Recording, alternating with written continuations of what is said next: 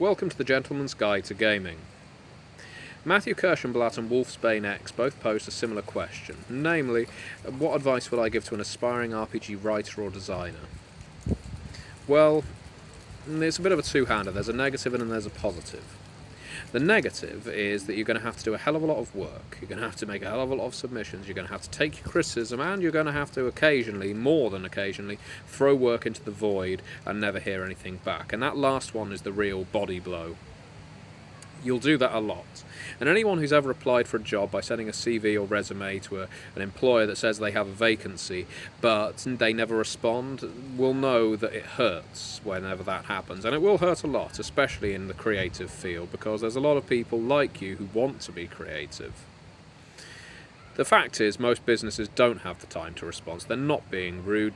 If they spent all the time responding to all the people that sent in drafts that weren't matching their criteria and telling them why, they would never get a chance to write back to the people they do want to hire. And that's just the fact of it. It isn't brilliant, but that is the fact of it.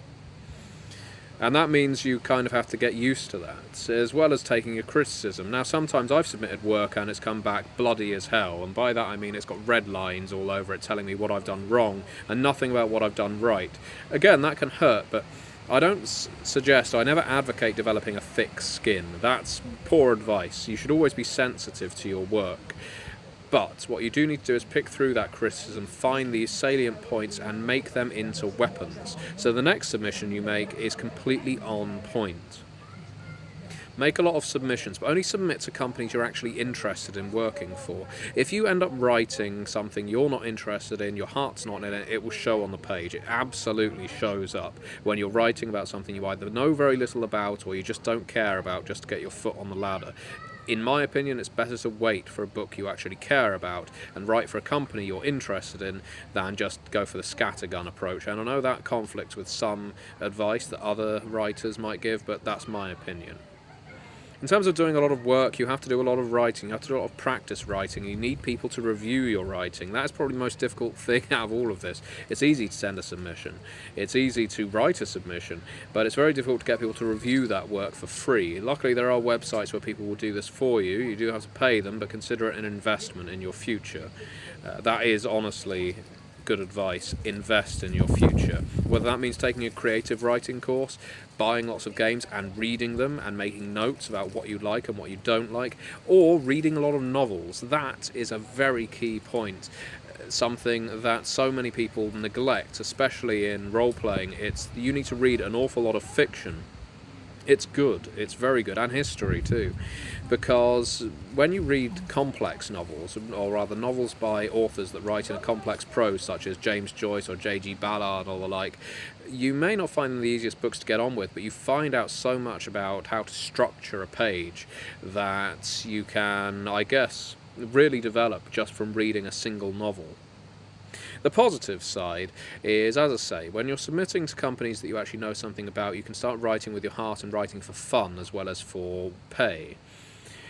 My first paid writing gig was on Mummy the Curse, and I submitted to Onyx Path. I'd submitted to White Wolf about 10 years before, but this was my first paid writing gig, but it wasn't my first writing gig. My first writing gig was actually on Book of the Worm, 20th anniversary. How did I get on that? Well, I invested, because I backed the Kickstarter for Book of the Worm, I think it was, or Werewolf the Apocalypse 20th anniversary edition, at the pledge level that allowed me to get into Book of the Worm as a consulting developer.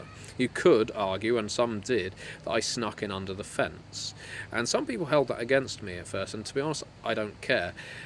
Because, for me, getting in like that and being able to submit some words for Book of the Worm 20 and have the developer redline them and give me criticism was the equivalent of a creative writing course. That's what I saw it as. I had the ability to work with the other writers, actually come up with some words, get the developer to edit it and tell me what was right and what was wrong, and that gave me the best tutelage I could possibly have for my next work, which was on Mummy the Curse, because I had to submit again for Mummy. I wasn't just on the payroll at that point, and so I submitted again for Mummy. I'd learnt from my mistakes on Book of the Worm, and C.A. Suleiman, the developer of Mummy, saw my work and he liked it, he enjoyed it, and he decided to hire me off the back of it.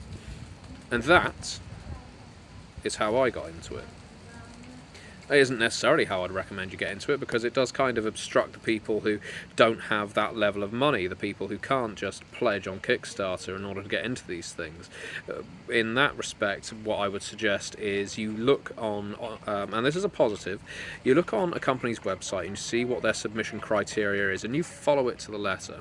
A company like Onyx Path likes submissions of around 1,000 words in length, 500 words setting, 500 words system. And the reason they ask for that is because it makes a submission punchy, and it also shows that a writer can do both things. A lot of writers can just write fiction, far fewer can write just rules, and even less can write a mixture of the both.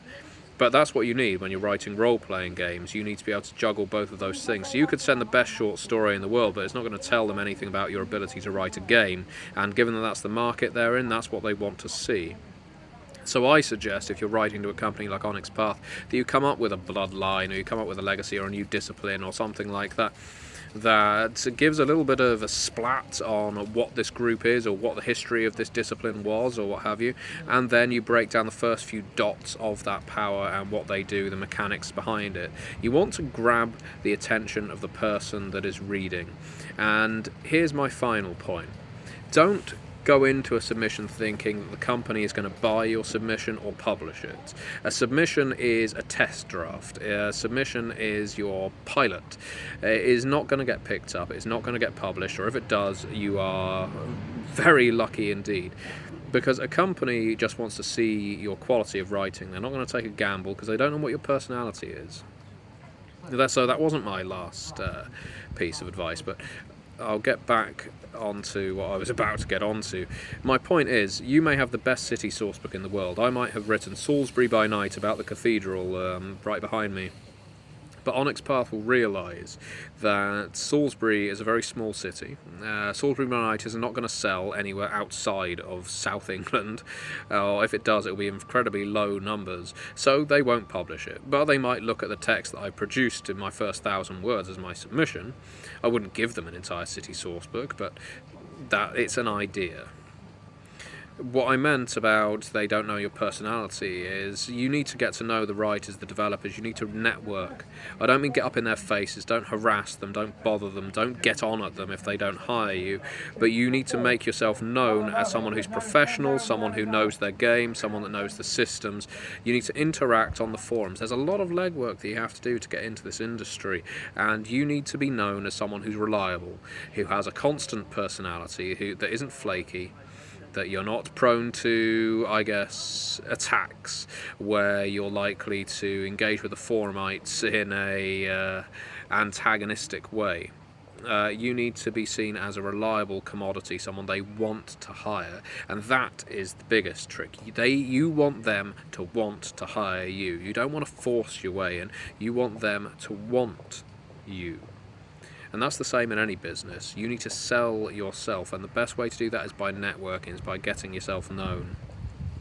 So this video contains an awful lot of advice regarding submitting work, regarding practicing and refinement and studying and getting to know the people that you're going to be writing with. But it's all good advice because this is what I did and it worked for me. And you can have it for free. I don't mind. So yeah. That would be my advice to anyone aspiring to get into the RPG field. Find the RPGs you like, don't limit yourself to one, because inevitably you won't get in on the game you want to immediately.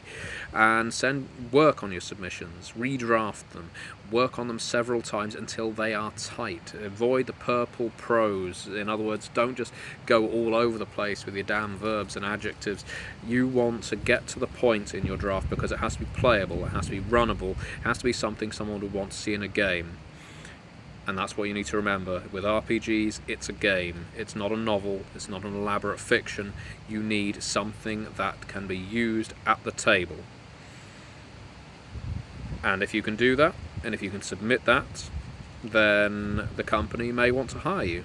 And they might hire you on a small number of words at first. But then that word count will go up. And eventually you'll be developing your own books. And then you get, I guess, to where I am. I'm not at the top of the tree by any stretch, but I'm a developer now, and I've got a lot of writing work, not just for Onyx Path, and it's by sheer hard work, and hard work puts a lot of people off, but if you don't do the hard work, you don't get in, and that's the fact of it.